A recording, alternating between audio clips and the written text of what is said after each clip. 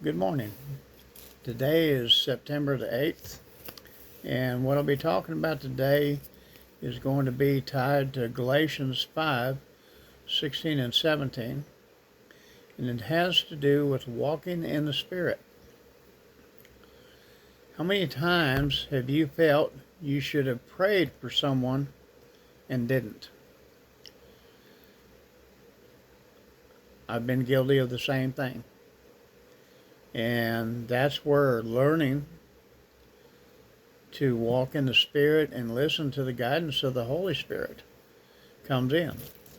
He will guide us into things that we should do and lead us.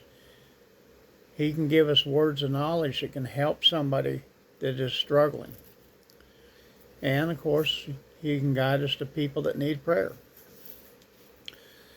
When you walk in the Spirit, you shall not fulfill the lust of the flesh, for the flesh lusts against the Spirit. Today I read a story about a group of friends who every Friday night would head to downtown Nashville to share the gospel and pray for people. One Friday night, one of the people that they seen, they asked him if he needed prayer. He was a big, intimidating guy. But he said yes, he could use prayer because he had terminal blood cancer. So, he was prayed for by a single individual. But after praying for the man, he sat there and felt like it needed more. So he went and he got back with the group of guys that he was down there with and asked them to combine, their prayers with him and to push harder on this need for this guy. So fast forward 6 weeks later, they're back down there and this guy comes back looking for them. He had went to be checked and he was completely healed. There was no sign of the cancer left in his blood anywhere. Because the guy had been faithful and sought to try and help the man and asked if he needed prayer, stepped out.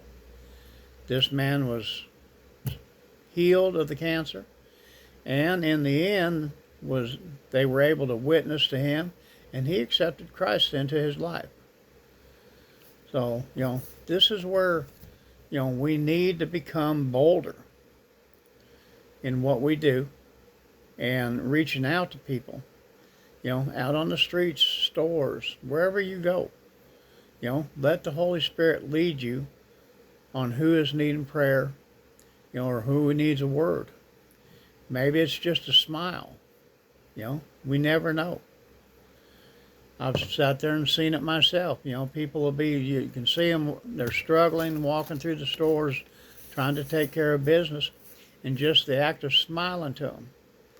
You can see them step back and then smile back, shocked that somebody would actually see them. Tonight, a dear sister, Laura, gave testimony of the hunger and miracles happening in her ladies' jail ministry that she's been doing for 8 years. God is moving like never before. And we're seeing this everywhere across the country and around the world. So we need to think about this. The world is hungry. And God is breaking things loose. Everything breaking out. So where there's a child of God saying, "Here I am, send me," as Isaiah did in 6:8, we can be out there to reach more people for the kingdom and for the glory of God.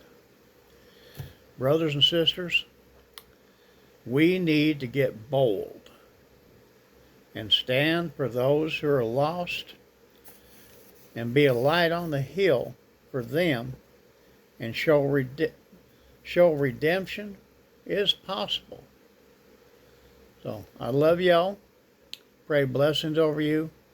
And I will talk to you tomorrow. Bye.